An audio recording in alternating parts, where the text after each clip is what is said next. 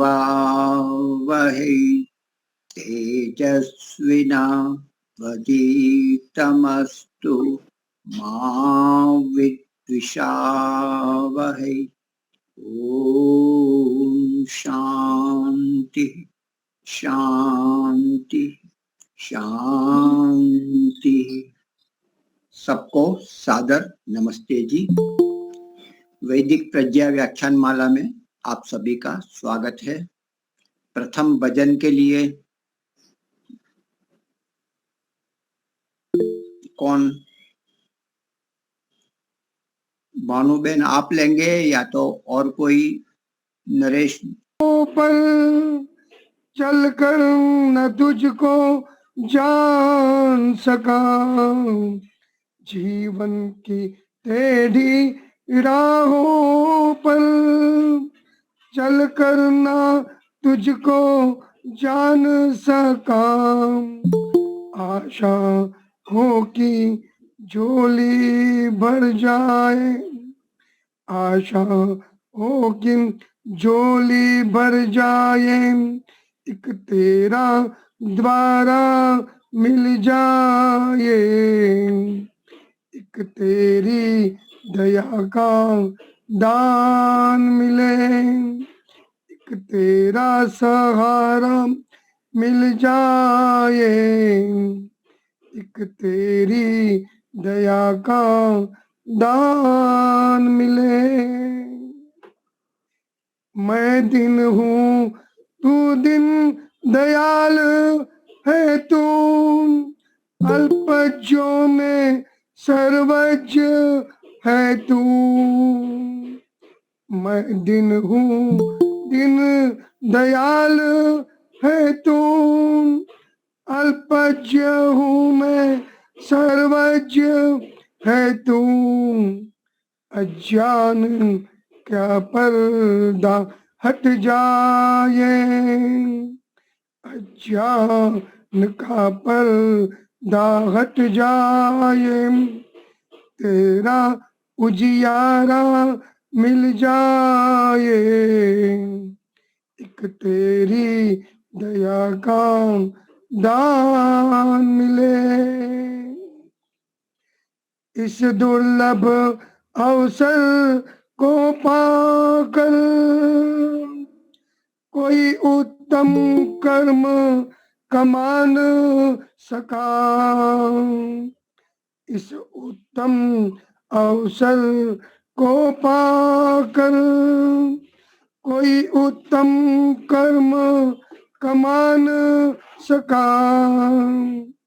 अब दिल की तड़प ये कहती है, अब दिल की तड़प ये कहती है, कहीं प्रीतम प्यारा मिल जाए, एक तेरी दया का दान मिले, एक तेरा सहारा मिल जाए, एक तेरी दया का दान मिले। मैं नर हूँ तू नारायण है, इतना तो भेद जरूरी है। मैं नर हूँ तू नारायण है, इतना तो भेद जरूरी है। यदि शरण तेरी मैं पान सका, यदि शरण तेरी मैं पान सका, नर्तन तो दोबारा मिल जाए, एक तेरी दया का दान मिले, एक तेरा सहारा मिल जाए। भवसागर में भटकी मेरी नैया को किनारा मिल जाए, एक तेरी दया का दान मिले, एक तेरा सहारा मिल जाए, एक तेरी दया का दान मिले, एक तेरी दया का दान मिले। धन्यवाद, आभार। बहुत सुंदर। अभी मुझे लगता है स्वामी जी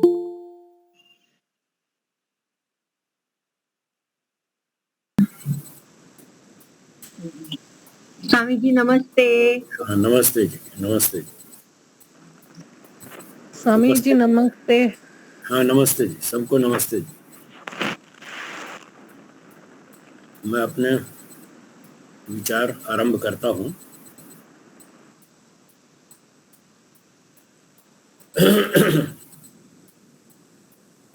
उपस्थित सज्जनों, माताओं और बहनों,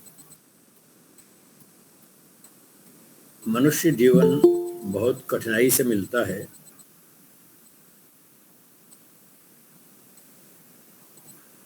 इसका बहुत मूल्य है।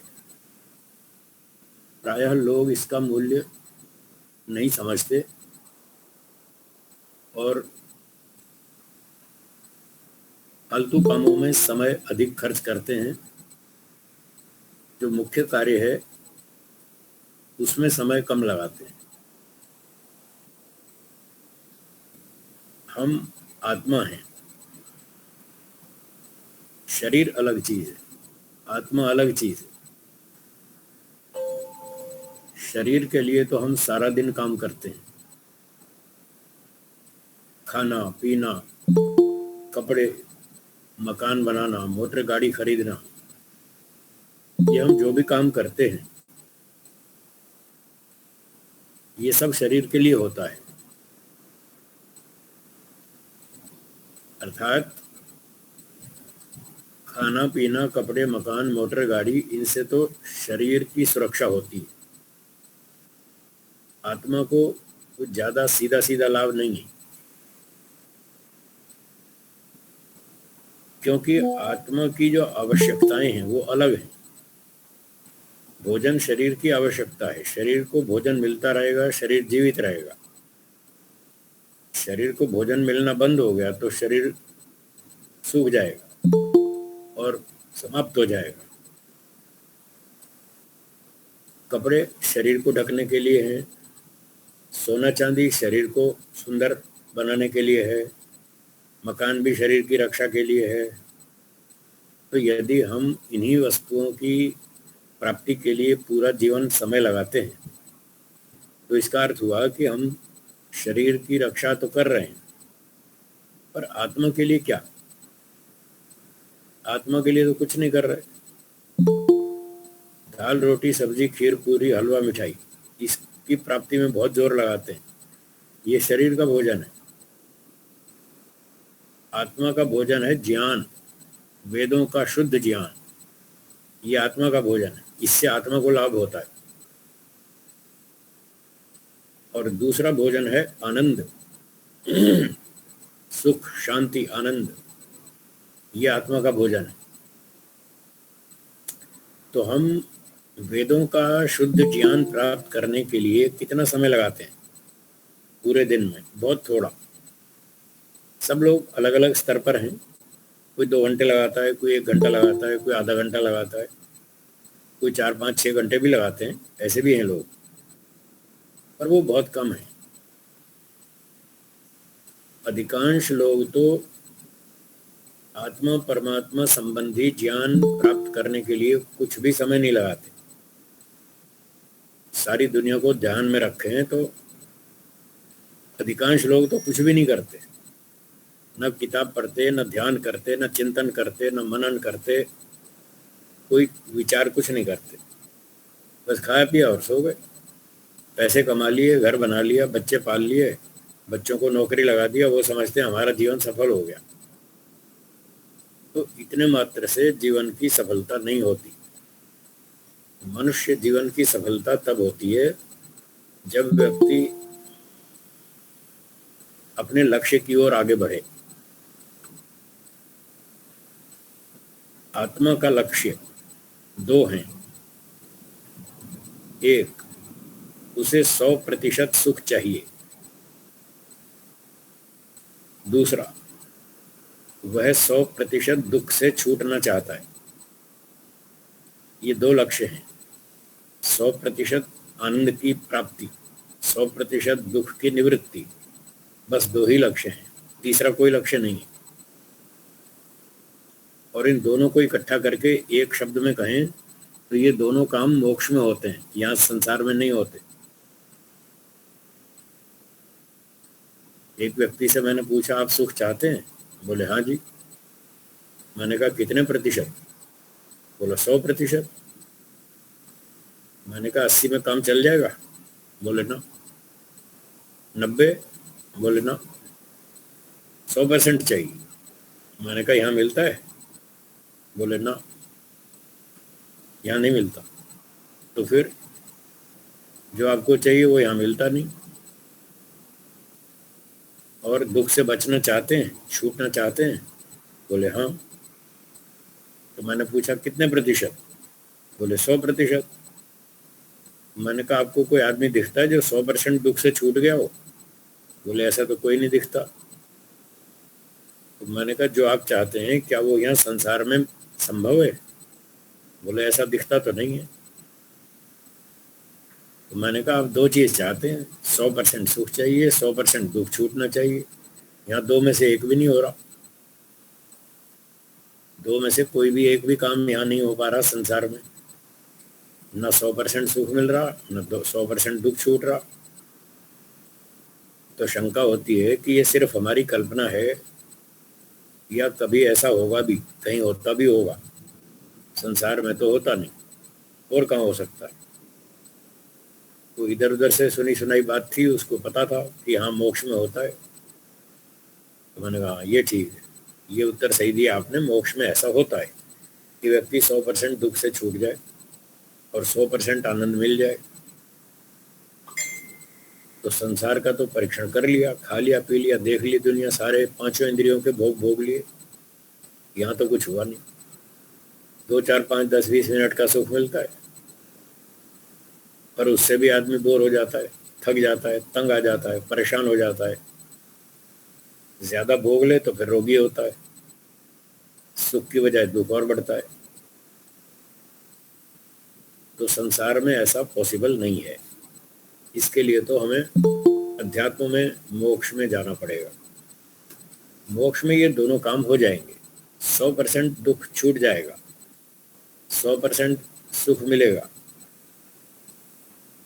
उसने पूछा मोक्ष में क्यों मिलेगा 100% सुख, कैसे मिलेगा, यहाँ क्यों नहीं मिलता? तो मैंने कहा यहाँ इसलिए नहीं मिलता कि यहाँ हम प्रकृति के साथ जुड़े हुए हैं। शरीर के साथ मन, बुद्धि, इंद्रियां और जितने भौतिक पदार्थ हैं, इन भौतिक पदार्थों के साथ जुड़े हुए हैं। तो इसलिए इनका प्रभाव तो आएगा ही हम पर। जैसे आप धूप में चलेंगे तो गर्मी लगेगी, एसी में बैठेंगे तो ठंडक लगेगी। जहां बैठेंगे, जिस वस्तु का संपर्क करेंगे, वैसा उसका प्रभाव होगा। तो अभी हम प्रकृति के साथ जुड़े हुए हैं, इसलिए प्रकृति का प्रभाव हम पर पड़ रहा है। हमको ये सब सुख दुख भोगना पड़ रहा है। प्रकृति में 3 तरह के पार्टिकल्स हैं। एक का नाम है सत्वगुण, दूसरा रजोगुण, तीसरा तमोगुण। सत्वगुण सुख देता है, रजोगुण दुख देता है, और तमोगुण मूर्ख बनाता है, अविद्या उत्पन्न करता है, आलस्य, नशा, ये आदि आदि इस तरह की चीजें उत्पन्न करता है। तो अब जब प्रकृति से जुड़े हैं तो उसका प्रभाव तो आएगा। प्रकृति में से, जो प्रकृति में 3 पार्टिकल्स हैं, उनमें से अच्छा तो केवल एक ही है, सत्वगुण। इसलिए थोड़ा बहुत सुख यहाँ मिल जाता है सत्व के संपर्क से, लेकिन अकेला सत्व यहाँ होता नहीं। कोई भी भौतिक पदार्थ जो ईश्वर ने बनाया है, महत तत्व से लेकर और पंचमहाभूत तक, और खाना पीना, फल फूल, शाक सब्जी, अनाज, जो भी वस्तुएं हैं, लोहा, लकड़ी, सोना, चांदी, कोई भी धातुएं हैं, खनिज पदार्थ हैं, जो भी ईश्वर ने बनाए, वो सारे पदार्थ सत्वरजतम तीनों के सम्मिश्रण से बने हैं। अकेले सत्वगुण से कुछ नहीं बनता, अकेले रजोगुण से कुछ नहीं बनता, अकेले तमोगुण से कुछ नहीं बनता। कुछ वस्तुएं सत्व प्रधान हैं, अर्थात उनमें सत्वगुण की मात्रा अधिक है। कुछ वस्तुएं रजोगुण प्रधान है, उसमें रजोगुण की मात्रा अधिक है। ऐसा नहीं केवल रजोगुण है, ऐसा नहीं है, रजोगुण की मात्रा अधिक है, इसलिए उसको प्रधान शब्द से कहा जाता है, रजोगुण प्रधान। और बाकी दोनों भी हैं, थोड़ा थोड़ा सत्वगुण भी है, तमोगुण भी है, पर रजोगुण की मात्रा अधिक होने से उसको रजोगुण प्रधान कहते हैं। जिस वस्तु में सत्व की मात्रा अधिक है उसको सत्व प्रधान कहते हैं। खीर, पूरी, हलवा, मिठाई, दाल, रोटी, सब्जी, घी, दूध, मक्खन, मलाई, ये सत्व प्रधान वस्तुएं हैं। इनमें सत्व की मात्रा अधिक है, इसलिए सुख देती हैं ये चीजें। पर केवल सत्व नहीं है, रजोगुण तमोगुण भी जुड़ा हुआ है। घी, दूध, मक्खन, मलाई में थोड़ी मात्रा में रजोगुण भी है, थोड़ी मात्रा में तमोगुण भी है, इसलिए वो केवल सुख नहीं देता। और अकेले सत्व से बनाओ तो बनेगा ही नहीं। आप बनाओ या ईश्वर बनाए, कोई भी बनाए, अकेले सत्व से कुछ नहीं बनता। आप केवल पानी से हलवा बना के दिखाइए, बन जाएगा?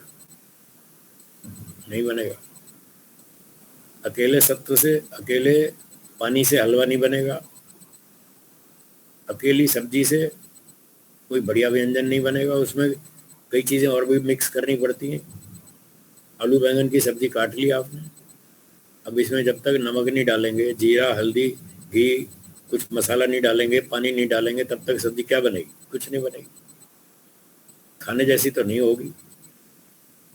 अच्छी स्वादिष्ट बढ़िया सब्जी खाने लायक बनानी हो तो उसमें थोड़ा पानी भी डलेगा, घी भी डलेगा, जीरा भी डलेगा, हल्दी भी होगी, नमक भी होगा, थोड़ी मिर्ची भी होगी, सब चीज डालनी पड़ेगी, तब जाके अच्छी बढ़िया खाने लायक बनेगी।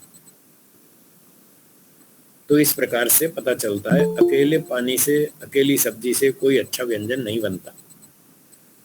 अनेक वस्तुओं का सम्मिश्रण करना पड़ता है। इसी तरह से अकेले सत्वगुण से कुछ नहीं बनता,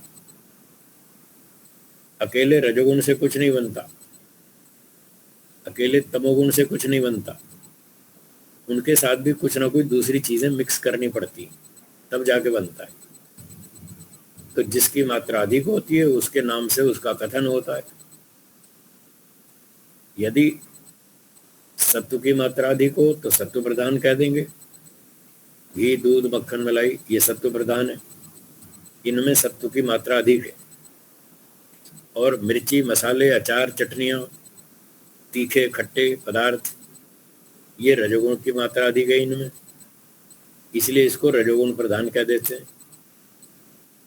और सुल्फा, गांजा, भांग, तंबाकू, अफीम, ये सारी चीजें तमोगुण की मात्रा अधिक है इनमें, इसलिए इनको तमोगुण प्रधान कह देते हैं। तो इस प्रकार से प्रधानता की बात है। हर वस्तु में हर चीज है, सत्व भी है, रज भी और तम भी। इसी तरह से जो हमारी बुद्धि है, महत तत्व, उसमें भी तीनों है, सत्व भी है, रज भी और तम भी। हाँ, सत्व की मात्रा अधिक है। सांख्य दर्शन में कपिल मुनि जी ने ये बात बताई। बुद्धि, अहंकार, मन और इंद्रियां, ये 13 जो उपकरण हैं हमारे, इनमें सब में सत्वगुण की प्रधानता है। ईश्वर ने जानबूझकर सत्वगुण की प्रधानता रखी है, इसलिए कि हम मन बुद्धि को शुद्ध करके सत्व प्रधान बना करके रजोगुण तमोगुण के प्रभाव को दबा करके और सत्व को उभारे रखें और अच्छे अच्छे काम करते रहें सारा दिन। तो जो व्यक्ति ऐसे काम करते हैं बस वही सुखी है, उनका सत्वगुण प्रधान रहता है सारा दिन मन में, बुद्धि में, इंद्रियों में, तो उससे उनको सुख मिलता रहता है। इसी का नाम योगाभ्यास है, जो महर्षि पतंजलि जी ने बताया। कि रजोगुण तमोगुण को दबा के रखो, सत्वगुण को उभार के रखो, सारा दिन खुश रहो, मस्त रहो। परंतु इसमें भी बहुत मेहनत करनी पड़ेगी, पूरा दिन सावधान रहना पड़ेगा। जैसे ही थोड़ी लापरवाही हुई तुरंत रजोगुण का आक्रमण होगा, तुरंत तमोगुण का आक्रमण होगा, और फिर वो मूर्खता और राग द्वेष ये सब सवार हो जाएंगे। तो प्रकृति से जब तक हमारा संपर्क बना रहेगा, जब तक हम संसार में शरीरधारी हैं, तब तक हमारा सत्वरजतम से संपर्क बना हुआ है। जब तक बना रहेगा ये हमको तीनों परेशान करेंगे, तीनों अपना अपना प्रभाव छोड़ेंगे। चलो सत्व तो ठीक है, अच्छा सुख दे देगा, पर रज और तम तो नहीं छोड़ेगा। तो क्योंकि हम प्रकृति के संपर्क में हैं, इसलिए हमको सुख दुख मोह ये तीनों प्रभाव भोगने पड़ते हैं। इस कारण से संसार में जीते जी 100% सुख नहीं मिल सकता, ये कारण। और 100% दुख से हम नहीं छूट सकते, क्योंकि रजोगुण कहीं ना कहीं परेशान करता ही है। दिन भर हम बहुत सावधान रहते हैं, काम करते हैं अच्छी तरह से, पर रात तक थक जाएंगे। जब थक जाएंगे तो तमोगुण हावी हो जाएगा, वो जबरदस्ती सुला देगा हमको। आप कोई महीना भर लगातार नहीं जाग सकते, महीना भर भी छोड़ो, एक हफ्ता भी नहीं जाग सकते, थक जाते हैं, सोना पड़ता है, तब तमोगुण हमको सुला देता है।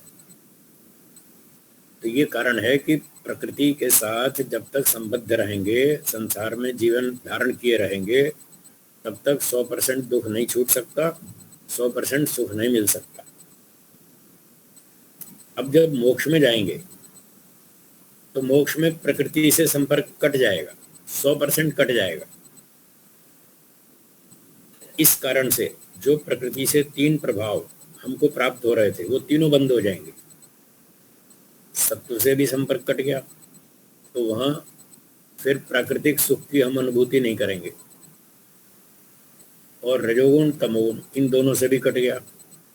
तो मोक्ष में जब आत्मा का संपर्क इन तीनों से कट जाता है, तब न वो भौतिक सुख भोगता है, न दुखी होता है, और न उसको नशा आता है, न पागलपन अविद्या कुछ नहीं आता।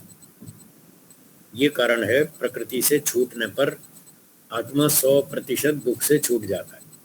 ये उसकी प्रक्रिया है।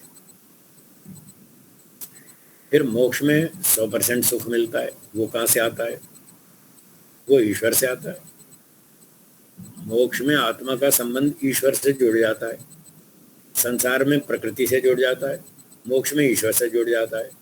संसार में प्रकृति के संबंध से उसको ये तीनों प्रभाव भोगने पड़ते हैं, सुख दुख मोह, और मोक्ष में ईश्वर के संबंध से 100% सुख मिलता है, क्योंकि ईश्वर में न तो दुख है न मूर्खता है। वेद में लिखा है रसेन तृप्तः, ईश्वर आनंद से तृप्त है, उसमें आनंद ही आनंद है, पूरा आनंद है 100%, न कुतश्चन होना, उसमें कोई कमी नहीं है, आनंद में कोई कमी नहीं है। रसेन आनंद से पूरी तरह से तृप्त है, दुख और मूर्खता कुछ है ही नहीं। इसलिए मोक्ष में जब आत्मा का संबंध ईश्वर के साथ जुड़ जाता है, तब उसको 100% आनंद की प्राप्ति होती है। ये कारण है। तो हम सब यही चाहते हैं कि हमको 100% सुख मिल जाए, और 100% तो मिले ही, साथ में एक बात और भी चाहते हैं, बढ़िया क्वालिटी का सुख मिलना चाहिए, अच्छी क्वालिटी का। जीवात्मा का ये स्वभाव है कि वो अच्छी क्वालिटी चाहता है, खराब में नहीं चलता उसको।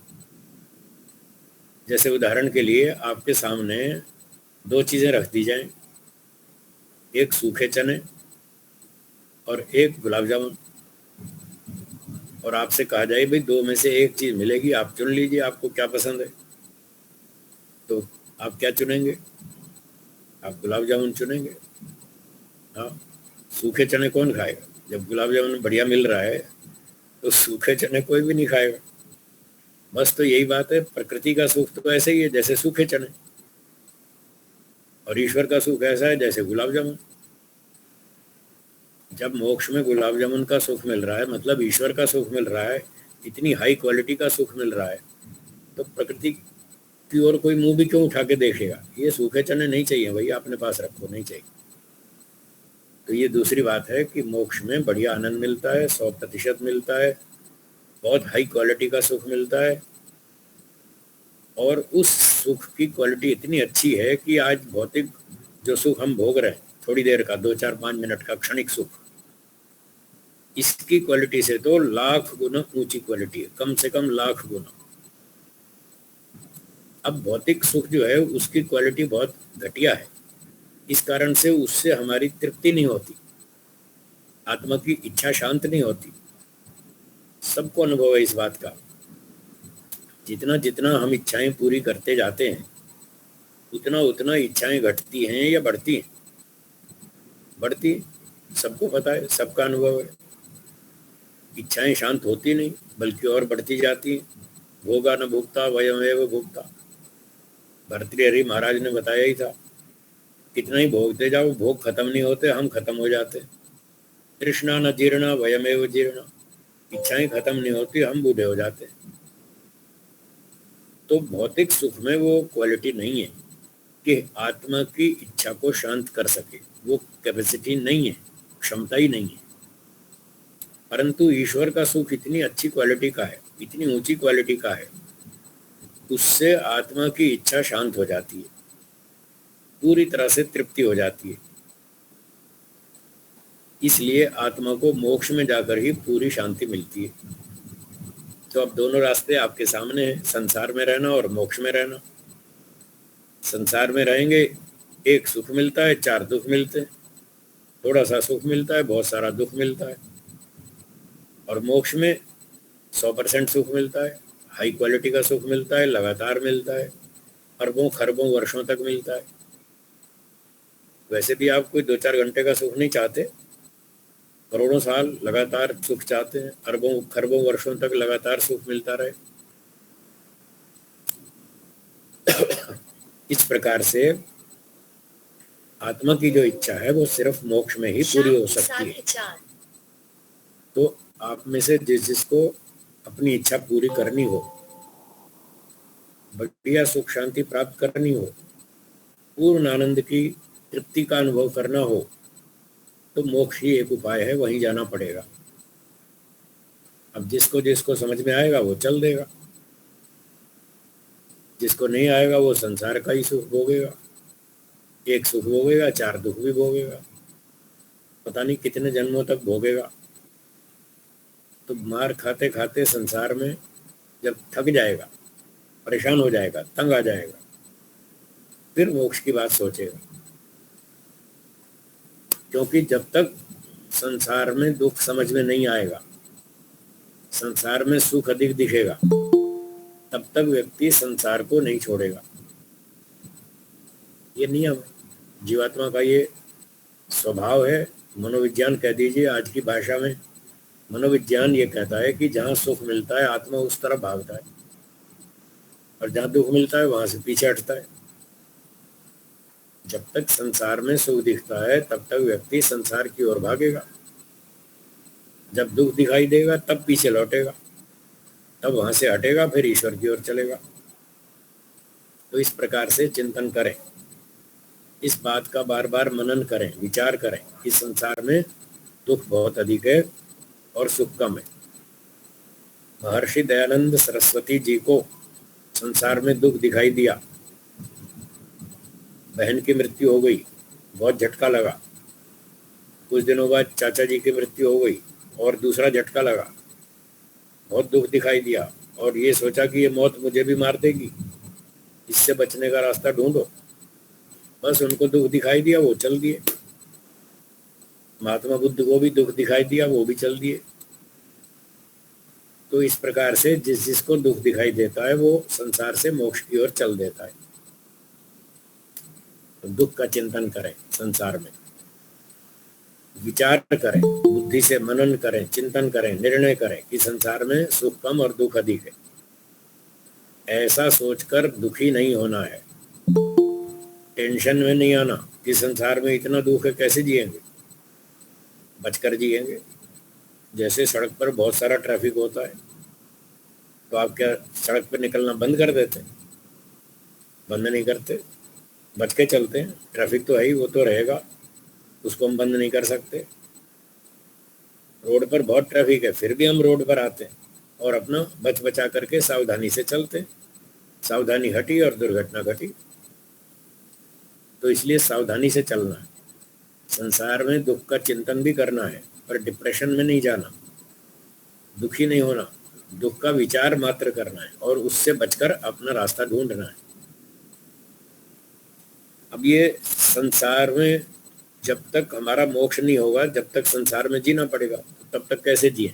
थोड़ा हमें यहाँ का चाल चलन व्यवहार भी सीखना पड़ेगा कि भाई संसार में रह भी लें और दुख से भी थोड़ा बचकर चलें।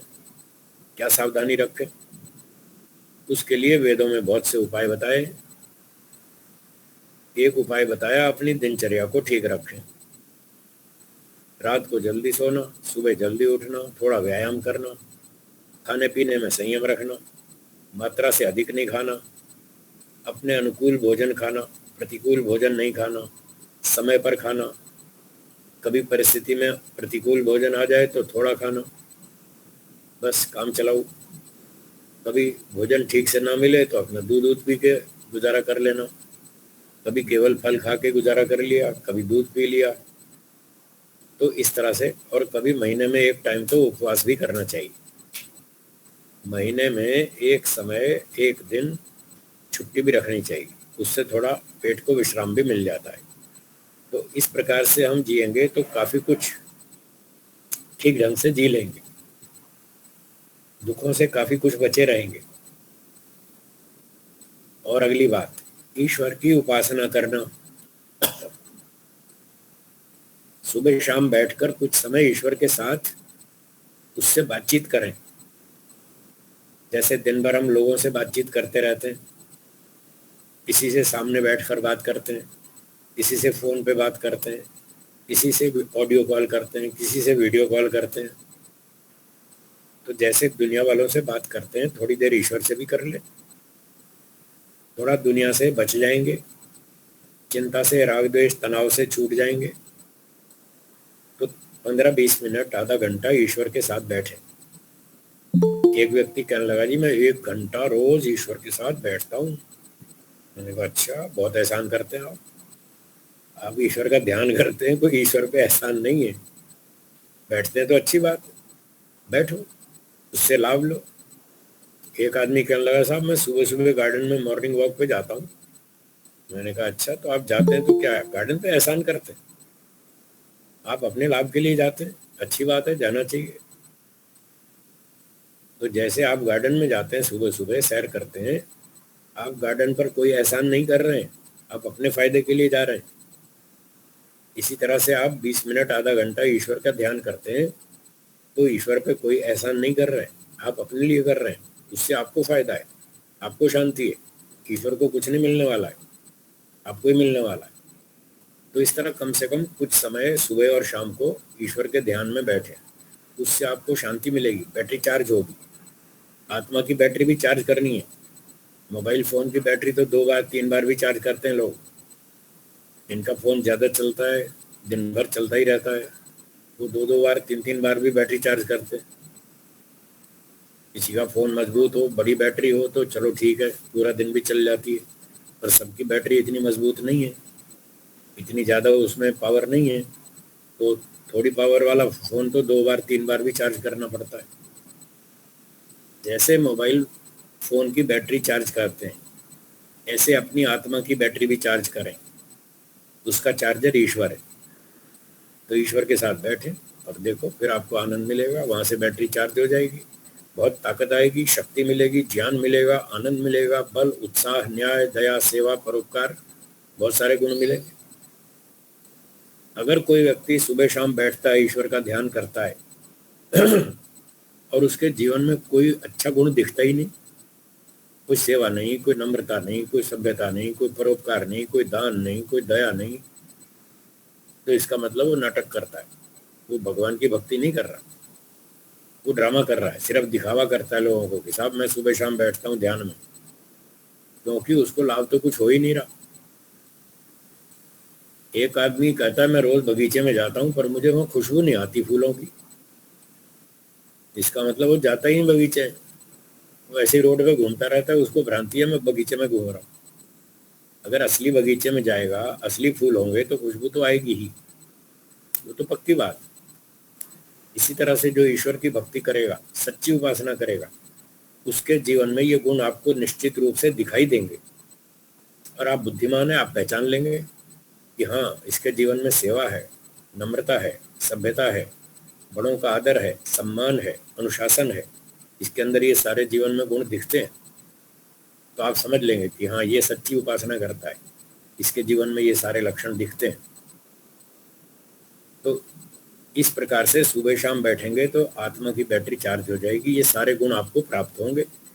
इन्हीं गुणों के कारण आप सारा दिन मस्त रहेंगे, प्रसन्न रहेंगे और धीरे धीरे शाम तक फिर बैटरी डिस्चार्ज हो जाएगी। क्योंकि संसार में जाएंगे, लोगों से मिलेंगे, बातें करेंगे, खाना पीना, लेन देन, व्यापार व्यवसाय, तो बहुत सारे चीजों का आक्रमण होगा, राग द्वेष का। उस राग द्वेष के आक्रमण से जो आत्मा की बैटरी सुबह चार्ज की थी, शाम तक वो डाउन हो जाएगी। तो ऋषियों ने कहा शाम को फिर दोबारा चार्ज कर लो। 2 बार तो करनी चाहिए, एक बार सुबह, एक बार शाम को। सुबह बैटरी चार्ज कर लो, शाम तक चलेगी, शाम को डिस्चार्ज हो जाएगी, फिर दोबारा चार्ज कर लो, सुबह तक चलेगी। इसलिए 2 बार ईश्वर का ध्यान करने का विधान किया ऋषियों ने। तो अपनी दिनचर्या में इस काम को भी जोड़ें। जो करते हैं तो बहुत अच्छी बात है, नहीं करते तो शुरू करें। कई बार लोग कहते हैं जी हमें टाइम नहीं मिलता। मैंने कहा टीवी देखने का टाइम बहुत मिलता है, गप्पे मारने का टाइम तो बहुत मिलता है आपको, है? खाना पीना, घूमना फिरना, कपड़े, फैशन, ये वो दुनिया भर के, उसमें तो खूब टाइम मिलता है। बस ध्यान के लिए टाइम नहीं मिलता, ना हवन के लिए टाइम मिलता, ना ध्यान के लिए, और दुनिया के लिए बहुत टाइम है। तो ऐसे बहाने मारेंगे तो नुकसान आपको ही। अब अच्छी भली नदी बह रही है, पानी बह रहा है, आपको प्यास लगी है और आप जाते ही नहीं पानी भरने, नहीं जाते तो बहानाबाजी तो करते रहो, बहानेबाजी, मिलेगा नहीं कुछ भी। पानी पीना है तो बहाने छोड़कर नदी तक जाना पड़ेगा और बर्तन उसमें डालना पड़ेगा नदी में, फिर आपको पानी मिलेगा। तो ऐसे ही ईश्वर का ध्यान करना पड़ेगा। बाकी कामों में थोड़ा समय इधर उधर करके ईश्वर की उपासना का समय जरूर निकालें। समय है नहीं किसी के पास, समय तो निकालना पड़ता है। जब कोई बीमार हो जाता है तब देखो कितना समय निकाल लेता है, ऑफिस की भी छुट्टी कर देता है, दुकान पे भी नहीं जाता और सारे काम बंद कर देता है, पड़ा बिस्तर पे। अब ठीक है, देखो सारे काम छोड़ दिए और बहुत टाइम निकला है अब ठीक होने के लिए। तो टाइम निकालना पड़ता है। जिस काम का आप महत्व समझेंगे उसके लिए समय निकालेंगे, इधर से उधर से थोड़ा काट पीट के समय निकाल लेंगे और उस काम को पहले करेंगे, प्रायोरिटी देंगे और कर डालेंगे, वो हो जाएगा। मैं पूछता हूँ आप हवन करते हैं? लोग कहते हैं जी हवन तो नहीं करते। मैंने पूछा क्यों नहीं करते? कि टाइम नहीं मिलता। संध्या करते हैं? नहीं करते। क्यों नहीं करते? टाइम नहीं मिलता। भाई आपको टाइम क्यों नहीं मिलता, हमको क्यों मिलता है? आपके पास भी 24 घंटे हैं, हमारे पास भी 24 है, हमारे पास कोई 28 घंटे थोड़ी। दोनों के पास 24 घंटे। हमको टाइम मिलता है, आपको नहीं मिलता। हमको इसलिए मिलता है कि हमको रुचि है, हमको इच्छा है, इसलिए हमको टाइम मिल जाता है। तो जिसको इच्छा नहीं है, रुचि नहीं है, उसको टाइम नहीं मिलता है। यदि शांति चाहिए, आनंद चाहिए और अच्छे अच्छे ईश्वरीय गुण चाहिए, सुख से जीना चाहते हैं, तो अपनी आत्मा की बैटरी चार्ज करें। सुबह शाम थोड़ा थोड़ा समय निकालें। इच्छा हो जाएगी तो समय निकल आएगा, और इच्छा नहीं है तो बहाने 20 हैं, फिर बहानों की कोई कमी नहीं। तो दिनचर्या में हवन को जोड़ें, संध्या उपासना को जोड़ें, थोड़ा स्वाध्याय करें, 15 मिनट, 20 मिनट, आधा घंटा। जो रिटायर्ड लोग हैं उनके पास तो कई घंटे, वो अधिक समय भी लगा सकते हैं, वो अधिक समय लगाएं। 2 घंटा, 3 घंटा, 4 घंटा स्वाध्याय करें, ईश्वर का ध्यान, चिंतन, मनन करें। 1-2 घंटा कोई सेवा कर दें। जो रिटायर्ड लोग हैं, सर्विस से फ्री हो गए, और सीनियर सिटीजन हो गए, उनके पास समय अधिक होता है, तो वो थोड़ी बहुत 1-2 घंटा समाज सेवा भी कर दें, और छोटी उम्र वाले हैं तो आधा घंटा कर दें। कुछ तो समय निकाले ना। सेवा करेंगे, आनंद मिलेगा, तत्काल आनंद मिलेगा। ईश्वर ने हमारे आनंद के लिए 2-3 विभाग बना रखे हैं। एक विभाग है ज्ञान प्राप्ति करो, आनंद मिलेगा। दूसरा है कर्म का विभाग, समाज सेवा करो, निष्काम कर्म करो, परोपकार करो, तत्काल आनंद मिलेगा। और तीसरा है ईश्वर की उपासना करो, वहां से आनंद मिलेगा। 3 चीजों से आनंद मिलता है। जो ये 3 काम करेगा वो आनंद से जिएगा, टेंशन तनाव से बचा रहेगा, काफी कुछ बचा रहेगा। पूरा तो मोक्ष में ही छूटेगा दुख, पर फिर भी काफी कुछ बचा रहेगा। दुनिया वालों से अच्छी तरह का जीवन जिएगा, अच्छे स्तर का जीवन जिएगा। इसलिए अपनी दिनचर्या में ये सारे काम जोड़ने चाहिए। तो माता पिता की सेवा करें, घर में बड़े बुजुर्ग हैं, माता पिता वृद्ध, उनकी सेवा करें, उनके साथ सभ्यता से आदर सम्मान से व्यवहार करें। जो आपके विद्वान गुरुजन हैं उनकी सेवा करें, उनसे असभ्यता न करें, उनके आदेश निर्देश का पालन करें, उनका सत्संग करें। कोई समस्या हो, शंका हो, उनसे समाधान करें और अपना आध्यात्मिक जीवन को अच्छी प्रकार से उन्नत करें। थोड़ा पशु पक्षियों को भी दाना चारा खिलाएं। आपके आसपास कोई प्राणी रहते हैं, गाय है, घोड़ा है, कुत्ता है, पशु हैं, पक्षी हैं, कई चिड़ियाएँ आती हैं, तो इन प्राणियों को भी थोड़ा थोड़ा भोजन चारा देवें। तो इससे भी सुख मिलता है, शांति मिलती है, आनंद मिलता है। मनुष्य के पास तो बहुत साधन है, वो कारखाना चला सकता है, फैक्ट्री चला सकता है, खेती कर सकता है, सारे साधन है और वो कर भी लेता है। पर गाय घोड़े के पास ना हाथ पैर है, ना बुद्धि है, ना कोई साधन है, ना कोई फैक्ट्री है, ना कारखाना है, ना नौकरी है, ना व्यापार, कुछ भी नहीं है। वो बेचारा क्या करेगा, कैसे जिएगा? उसको भी तो कुछ खाना पीना चाहिए ना। बिना भोजन के तो गाय घोड़े कुत्ते गधे कुछ भी नहीं जी सकते। भोजन तो सबको चाहिए, और वो साधन इतने हैं नहीं उनके पास कि वो अपना खेती व्यापार नौकरी खुद कर लें। इसलिए उनकी जिम्मेदारी भी मनुष्यों पर आती है, और मनुष्य लोग उनसे फायदा भी उठाते हैं, लाभ भी लेते हैं। कुत्ते से घर की रखवाली करवा लेते हैं, घोड़े पे सवारी कर लेते हैं, गधे पर भार ढो लेते हैं, गाय से दूध ले लेते हैं। जब इतना लाभ ले रहे हैं तो उनकी सेवा करना, रक्षा करना, वो भी हमारी जिम्मेदारी है, इसलिए वो भी करनी चाहिए। तो इस प्रकार के काम आप अपनी दिनचर्या में जोड़ें, दिनचर्या को अच्छा बनाएं। ऋषियों ने हमको ये संदेश बताए वेदों के आधार पर। इस तरह से हम अपने जीवन को उत्तम और अधिकतम सुखमय बना सकते हैं। चिंता, तनाव, टेंशन से बचकर जी सकते हैं। ये संसार सदा नहीं रहेगा, ना हम सदा रहेंगे, ना हमारे माता पिता, ना रिश्तेदार, कोई सदा नहीं रहेगा।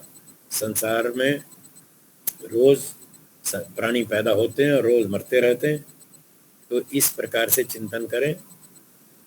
किसी के साथ हमारा कोई परमानेंट रिलेशन नहीं है, न चाचा के साथ, न मामा के साथ, न बुआ के साथ, न मौसी के साथ। किसी के साथ भी हम कोई हमेशा नहीं रहने वाले। पिछले जन्मों में भी बहुत सारे माता पिता थे, रिश्तेदार थे, बहुत कुछ था, वो सारा छूट गया। आज हमें कुछ भी नहीं पता वो कहाँ गए सब। ऐसे ही कुछ दिनों में ये वाले भी छूट जाएंगे। तो ऐसा चिंतन करके संसार में मोह माया का त्याग करें। सांख्य दर्शन में बहुत अच्छे अच्छे उपाय बताए हैं। जो व्यक्ति स्वयं मोह माया को त्याग देता है वो सुखी रहता है, और जो नहीं त्यागता तो फिर उसको अंत में मृत्यु के समय फिर वियोग होता है, और जब वियोग होता है फिर दुख भोगना पड़ता है। क्षीणवत् सुख दुखी त्याग वियोगाभ्याम, कपिल मुनि जी ने सूत्र बनाया है 4थे अध्याय में, कि जो त्याग करता है वो सुखी रहता है, और नहीं तो फिर वियोग तो होगा ही होगा, और वियोग होगा तो फिर दुखी होंगे। इसलिए त्याग की वृत्ति अपनाएं और ईश्वर में थोड़ी रुचि बढ़ाएं। ये सारे कार्य दिनचर्या में जोड़ें।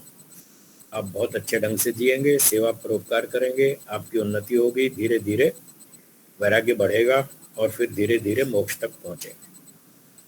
तो कुछ बातें मैंने निवेदन की, थोड़ा समय शंका समाधान के लिए है। आपके कोई प्रश्न हो तो आप बारी बारी से पूछ सकते हैं। बहन जी दीपालिका जी व्यवस्था कर देंगी कौन प्रश्न पूछेगा। फिर मैं उत्तर देता रहूंगा। जी।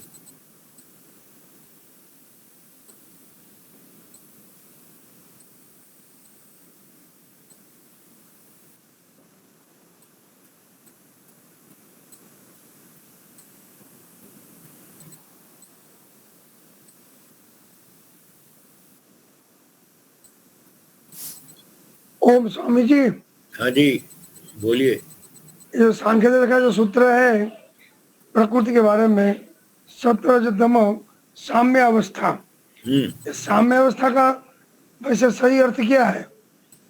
साम्यावस्था का अर्थ है सारे परमाणु बिखर जाएंगे।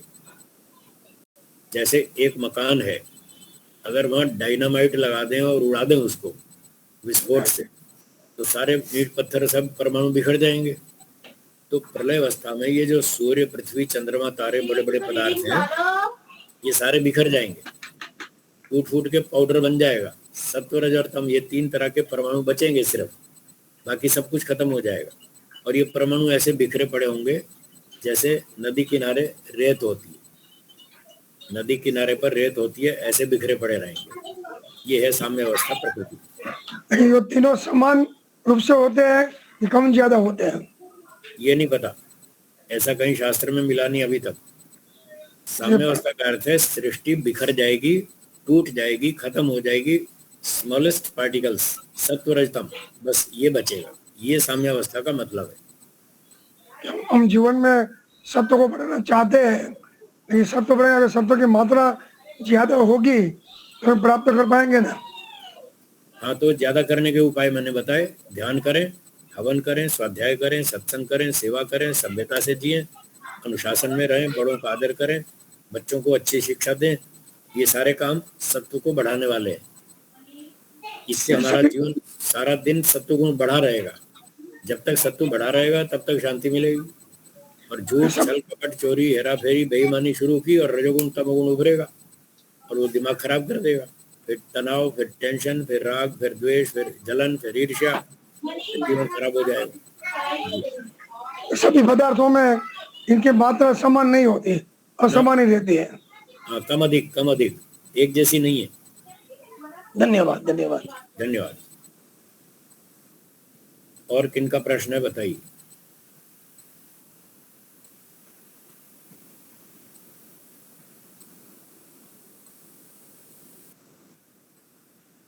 बोलिए। हम्म हम्म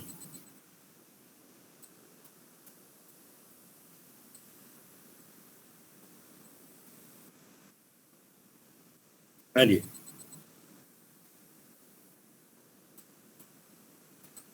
ना, ऐसा नहीं है, ऐसा नहीं है। ये द्रव्य है, पार्टिकल है। जैसे राई का दाना, उड़द का दाना, मूंग का दाना, ये दाने हैं, ये द्रव्य हैं, ये मटेरियल है। तो सत्व जो है वो एक मटेरियल है, उसको हम पार्टिकल बोलते हैं, द्रव्य। नाम उसका गुण रखा हुआ है, बोलने को गुण कह देते हैं, सत्व गुण, रजोगुण, तमोगुण। वास्तव में ये है मटेरियल, द्रव्य है। जैसे मैंने उदाहरण दिया, राई का दाना, उड़द का दाना, मूंग की दाल का दाना, ये द्रव्य है। और गुण शब्द में का जो अर्थ होता है वो तो है वैशेषिक में, उसमें रूप, रस, गंध, शब्द, स्पर्श, संख्या, परिमाण, पृथक, संयोग, विभाग, इच्छा, द्वेष, प्रयत्न, ये सारे गुण हैं। गुण मटेरियल नहीं है, गुण तो है प्रॉपर्टी, वो किसी द्रव्य की विशेषता है। पर उस विशेषता को धारण करने वाला जो मटेरियल है उसका नाम द्रव्य है। तो सत्व, रज, तम, ये 3 तरह के द्रव्य हैं, इनमें बहुत सारी विशेषताएं, इसलिए इसको द्रव्य कहना चाहिए। ये रूप रस की तरह गुण नहीं है सत्व, रज, तम। जी जी। और कोई प्रश्न हो किसी का तो बोलिए।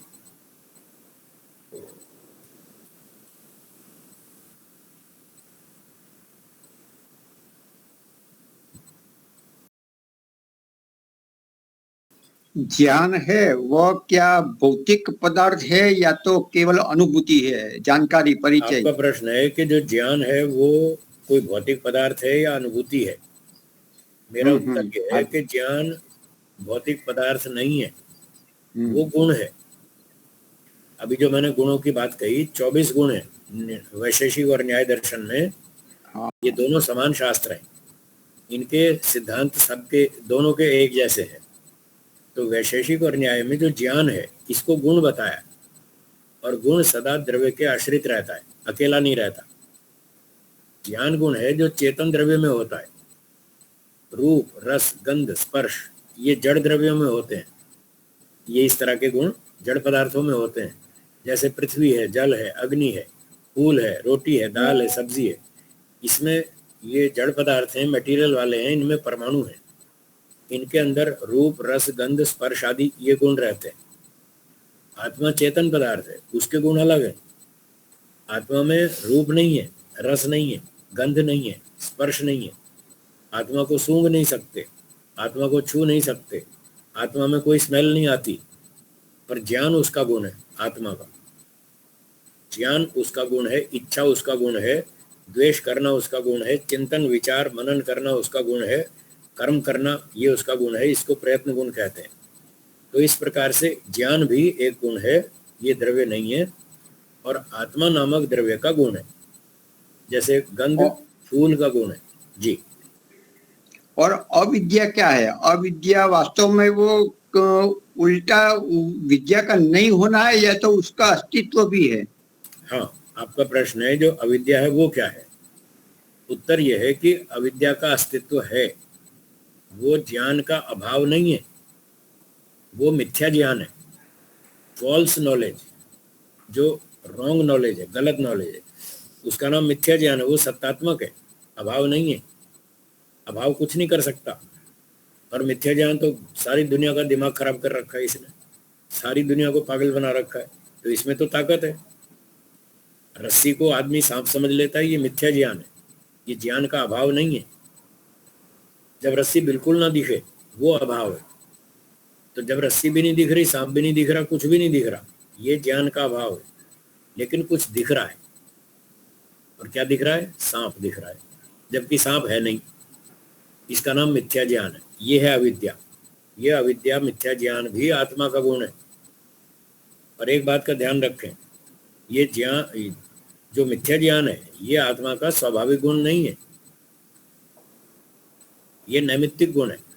ये रजोगुण तमोगुण के निमित्त से उत्पन्न होता है मिथ्या ज्ञान।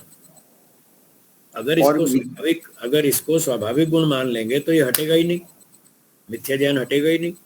क्योंकि स्वाभाविक गुण द्रव्य को कभी नहीं छोड़ता, ये नियम है। जो गुण जिस द्रव्य का स्वाभाविक गुण होता है वो उस द्रव्य को कभी नहीं छोड़ता। क्या गर्मी अग्नि को छोड़ देगी? नहीं छोड़ेगी, क्योंकि वो उसका स्वाभाविक गुण है। जैसे गर्मी अग्नि को नहीं छोड़ती उसका स्वाभाविक गुण होने से, इसी तरह से यदि मिथ्या ज्ञान आत्मा का स्वाभाविक गुण हो तो मिथ्या ज्ञान कभी हटेगा ही नहीं। और जब वो हटेगा नहीं तो मोक्ष होगा कैसे? यहाँ तो शास्त्र में लिखा है अविद्या का नाश और विद्या की वृद्धि करनी चाहिए। आर्य समाज का 8वां नियम है अविद्या का नाश करो। इसका मतलब अविद्या हट जाएगी। अगर हट जाएगी तो स्वाभाविक गुण नहीं है, तो फिर किसका गुण है? स्वाभाविक गुण तो ये किसी का भी नहीं, क्योंकि मिथ्या ज्ञान भी ज्ञान गुण है। और ज्ञान वाले दो पदार्थ हैं, एक ईश्वर और एक आत्मा। ईश्वर को मिथ्या ज्ञान कभी होता ही नहीं, वो सर्वज्ञ है। फिर कौन बचा? आत्मा। तो आत्मा को ही मिथ्या ज्ञान होता है, पर मैंने अभी बताया कि आत्मा का ये स्वाभाविक नहीं है। तो फिर कहाँ से आता है? ये प्रकृति में से आता है। प्रकृति में से सीधा सीधा ज्ञान नहीं आता, क्योंकि प्रकृति जड़ वस्तु है, उसमें ज्ञान है ही नहीं। बड़ी विचित्र बात है, ये टेक्निकल बात है, इस पर थोड़ा आपको चिंतन करना पड़ेगा। बार बार चिंतन करेंगे तो समझ में आ जाएगा। मिथ्या ज्ञान ना प्रकृति में रहता है, ना जीवात्मा में, ना ईश्वर में, किसी में भी नहीं रहता, क्योंकि ये नित्य गुण नहीं है, अनित्य गुण है। तो कैसे पैदा होता है ये प्रकृति के आत्मा के संयोग से पैदा होता है। जब प्रकृति में रजोगुण तमोगुण सत्वगुण इन तीनों के साथ आत्मा का संयोग होता है, तब रजोगुण और तमोगुण के प्रभाव से मिथ्या ज्ञान पैदा होता है। और जब आत्मा इन दोनों को दबा लेता है और सत्व को उभार लेता है तो मिथ्या ज्ञान हट जाता है। ईश्वर से ज्ञान होता है, शुद्ध ज्ञान भी होता है। हाँ, उत्पन्न होता है। मैं आपको प्रमाण सुनाता हूँ। इंद्रियार्थ सन्निकर्षोत्पन्नम ज्ञानम, देखिए आपने सूत्र भी पढ़ रखा है। उत्पन्नम ज्ञानम, ज्ञान उत्पन्न होता है, साफ लिखा है।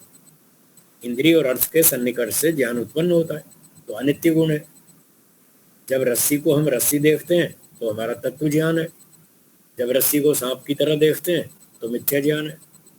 तो मिथ्या ज्ञान प्रकृति के संपर्क से जीवात्मा में उत्पन्न होता है। जीवात्मा में क्यों हो जाता है? क्योंकि वो अल्पज्ञ है, इसलिए बेचारा फंस जाता है इस मिथ्या ज्ञान के चक्कर में। ईश्वर सर्वज्ञ है, उसको तमोगुण रजोगुण मूर्ख नहीं बना सकते, इसलिए ईश्वर में कभी मूर्खता नहीं आती। वो सत्वगुण, वो अपना सर्वज्ञता के कारण उसमें अविद्या पैदा होती ही नहीं। तो ज्ञान एक गुण है, इसके 4 प्रकार हैं। एक मिथ्या ज्ञान है, एक संशय ज्ञान है, तीसरा शाब्दिक ज्ञान है, चौथा तत्व ज्ञान है। तो आत्मा को ये चारों तरह का ज्ञान होता रहता है। किसी वस्तु में हमको मिथ्या ज्ञान है, किसी में भ्रांति संशय है, किसी में शाब्दिक ज्ञान है और किसी किसी विषय में तत्व ज्ञान भी है। तो ज्ञान एक गुण है, ऐसा समझना चाहिए, कोई भौतिक पदार्थ नहीं है जी। आचार्य जी, आपने जी। जैसे कहा कि गुण जो हैं वो द्रव्य के सहारे रहते हैं, हाँ जी। तो इसका मतलब है कि ईश्वर भी एक द्रव्य है। ईश्वर में जात में 24 गुण है। हाँ जी, ईश्वर द्रव्य है, तो फिर उसमें सैकड़ों हजारों गुण है। तो अगर द्रव्य है तो साइंस तो कहता है द्रव्य तो जगह घेरती है। साइंस वाले अनाड़ी लोग हैं, साइंस वालों को मैं बहुत गाली देता हूँ, बहुत डांट लगाता हूँ। इन मूर्खों को पूरी अक्ल नहीं है। ये केवल प्रकृति को जानते हैं, ना ईश्वर को जानते हैं, ना आत्मा को जानते हैं। बात करते हैं ऊंची ऊंची और हर 10 साल में अपनी बात को खुद काटते हैं। इनका कोई सिर पैर नहीं। आज एक बात कहेंगे, 20 साल बाद उसको काट देंगे, नहीं नहीं ये गलत है, ये सही है। अगले 20 साल बाद उसको भी कहेंगे ये गलत है। साइंस वाले प्रामाणिक नहीं है, वेद प्रामाणिक है, ऋषि लोग प्रामाणिक है। ऋषि लोग कहते हैं 3 पदार्थ हैं। महर्षि दयानंद जी ने लिखा है, मैं 3 पदार्थों को अनादि मानता हूँ, ईश्वर, आत्मा और प्रकृति। तो इसलिए 3 पदार्थ हैं। ईश्वर भी एक द्रव्य है, उसमें हजारों गुण हैं। आत्मा भी एक द्रव्य है, उसमें अपने गुण हैं। प्रकृति भी एक द्रव्य है, उसमें अपने गुण हैं। ये साइंस वाले केवल एक चीज को जानते हैं, 2 को जानते ही नहीं, और बाकी 2 को जानने के लिए प्रयत्न भी नहीं करते। इतने कसम खा रखी है इन लोगों ने, हम नहीं जानेंगे, ना हम जानेंगे ना मानेंगे। तो जो सच्चाई को जानना नहीं चाहता, जो मानना नहीं चाहता, वो काहे का बुद्धिमान। मैं तो बहुत डांटता हूँ इनको, साइंस वालों को। अपने आप को बुद्धिमान कहते हो तो दिमाग खोल के बात करो, सत्य को स्वीकार करो, प्रमाण तर्क से जो बात सिद्ध होती है उसको स्वीकार करो, तो आप बुद्धिमान है, नहीं तो मूर्ख कहलाएंगे। सही बात है, वेदों में ज्ञान के हिसाब से ठीक है, ज्ञान दिया है उस हिसाब से बिल्कुल सही है। हाँ, तो वेदों में बहुत सही बात बताई। ईश्वर का संदेश है, ईश्वर का सारा ज्ञान शुद्ध ज्ञान है, उसमें कोई गड़बड़ नहीं। और कोई प्रश्न है? बस लगता कोई प्रश्न नहीं है। ठीक, तो 5 बजे है जी, तो हम कक्षा को पूर्ण करते, शांति पाठ करते। ठीक। ओम जौ शांतिरंतरिक्षं शांति पृथ्वी शांतिराप शांतिरोषधय शांति वनस्पतय शांतिर्विश्वे देवा शांतिर्ब्रह्म शांति सर्वं शांति शांतिरेव शांति सामा शांतिरेधि। ओम शांति शांति शांति। सबको सादर नमस्ते जी। नमस्ते। सर्वेभ्यो नमः। नमस्ते जी, सर्वेभ्यो नमः। स्वामी जी का बहुत बहुत धन्यवाद। धन्यवाद। बहुत अच्छा वक्तव्य। धन्यवाद स्वामी जी।